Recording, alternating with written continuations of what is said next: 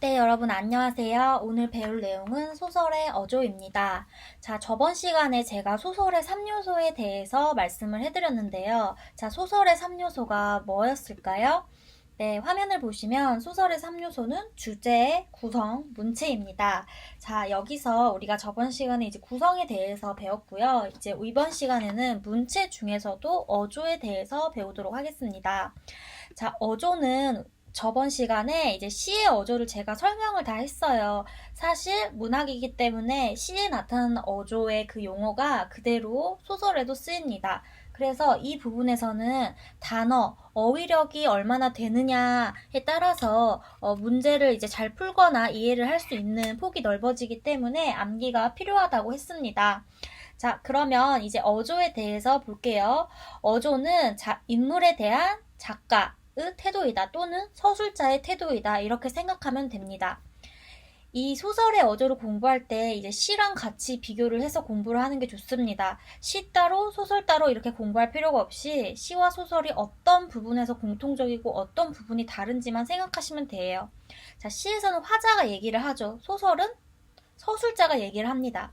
이 서술자는 이 인물 자체인 나일 수도 있고 또는 어떤 다른 대상의 주인공을 관찰하는 나일 수도 있죠. 그 다음에 전지적 작가 시점일 수도 있고 3인칭 관찰자 시점일 수도 있습니다. 그렇기 때문에 이 어조에서 인물에 대한 태도는 자 서술자의 태도도 말하는 거고 인물이 인물에 대해서 어떤 태도를 가지는지도 해당이 됩니다.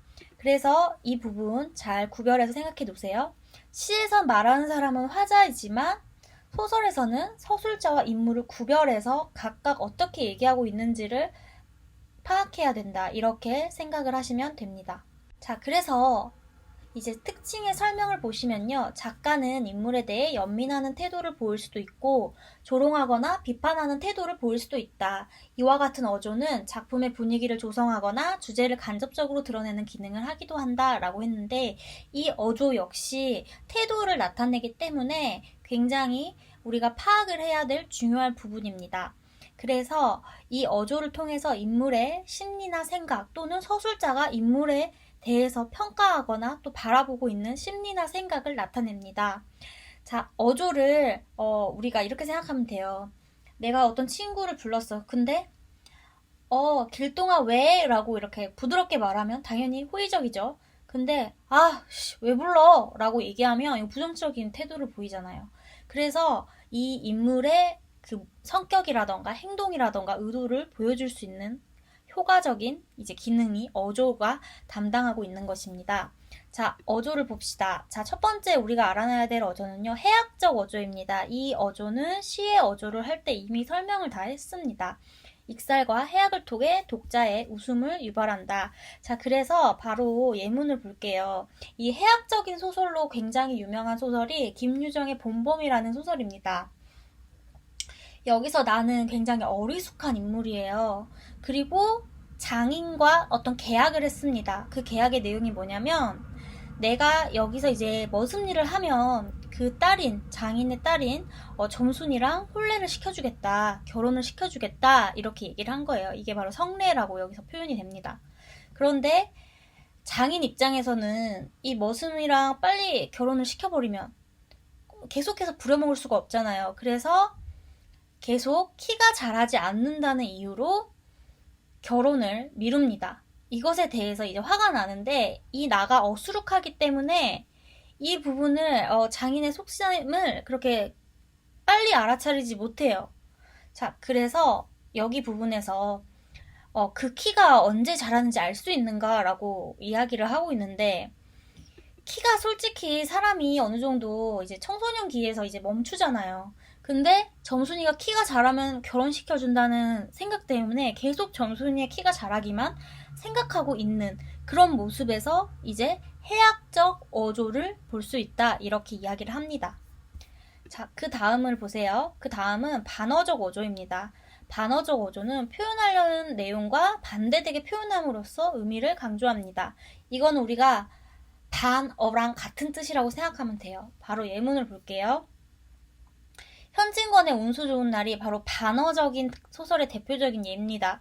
이 소설 같은 경우는 제목 자체가 반어적인 거예요. 사실 여기서 김첨지의 아내가 죽는 날이기 때문에 이 날은 운수가 가장 안 좋은 날이죠.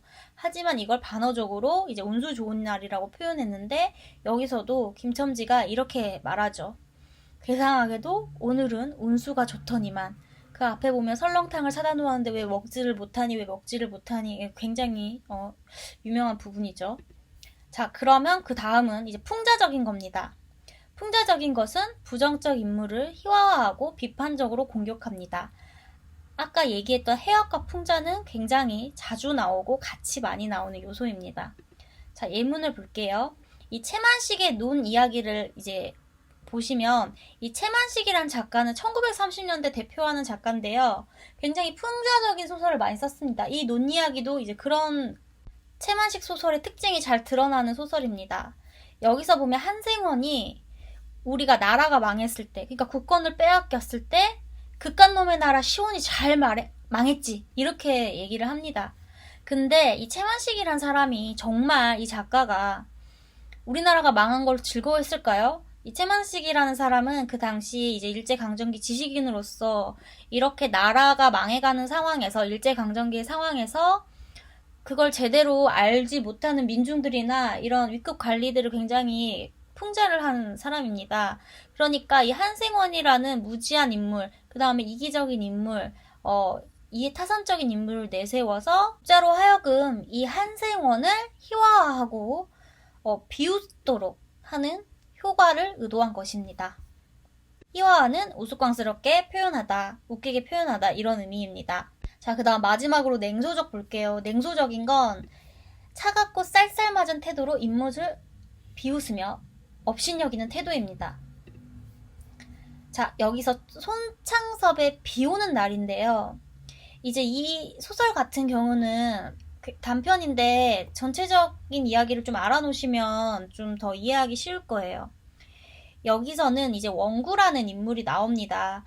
이 원구라는 사람이 친구가 있어요. 바로 동욱이라는 친구가 있습니다. 그리고 그 여동생인 동옥이라는 친구가 있습니다. 두 남매 이름이 굉장히 비슷하죠. 동옥 남매가 있습니다. 근데 이제 동욱이가 이제 원구 친구니까 이 동욱이 그러니까 이 동욱이를 좀 이제 결혼을 해서 좀 우리 동생을 부양해달라 이런 의도를 나타내요. 근데 이 동욱이라는 여동생이 소아마비로 다리에 장애가 있습니다. 그러니까 육체적으로 불구가 있는 사람이에요. 그래서 이 원구 같은 경우는 그런 면에서 주저하다가 어느 날 그 집에 찾아갔는데 이미 동욱 남매가 없는 상황입니다. 그런데 이 상황에서 이제 주인 아저씨한테 이제 물어보는 거죠. 자, 그런데 이 주인 아저씨가 어떻게 표현하냐면 중요한 옷가지랑은 꾸려나가고 간 모양이니 자살을 할 의사는 없었음이 분명하고 한편 병신이긴 하지만 그러니까 여동생 동욱이를 얘기하는 겁니다. 얼굴이 그만큼 벤벤하고서야 벤벤하다는 건 반반하다. 얼굴이 좀 예쁘장하게 생겼다. 이럴 때 반반하다라는 표현을 써요. 어디가 몸을 판들 굶어 죽기야 하겠느냐고. 자, 그러니까 지금 동욱이가 신체적으로 이제 불구인 소아마비 장애가 있는 애인데 얼굴이 반반하니까 예쁘니까 어디 가서 이제 몸을 파는 그러니까는 성매매를 하는 그런 일이라도 해서 굶어 죽지는 않을 거라고 주인 사나이가 막 원고 앞에서 얘기를 하는 겁니다. 근데 이거를 어떻게 얘기하고 있어요? 짓거리는 것이다 라고 표현을 하고 있죠. 그러면 이제 짓거리다는 건 당연히 이 주인 사나이에 대한 태도가 좋지 않음 그러니까 뭔가 이제 비판적이고 냉소적으로 표현을 하고 있기 때문에 이때는 냉소적 어조라고 볼 수가 있다. 이렇게 이해하시면 됩니다. 자, 여기까지 이제 소설에서 많이 나오는 어조에 대해서 정리를 했고요. 이 소설에서 나오는 어조는 보통은 거의 다 시에서 나오는 어조랑 일치합니다. 그래서 시의 어조를 공부할 때 잘 공부를 해놓으면 소설의 어조는 공부할 게 거의 없다고 생각하시면 됩니다. 오늘 수업은 여기까지고요. 좋아요와 구독 눌러주세요. 다음 시간에 다시 만나요. 안녕.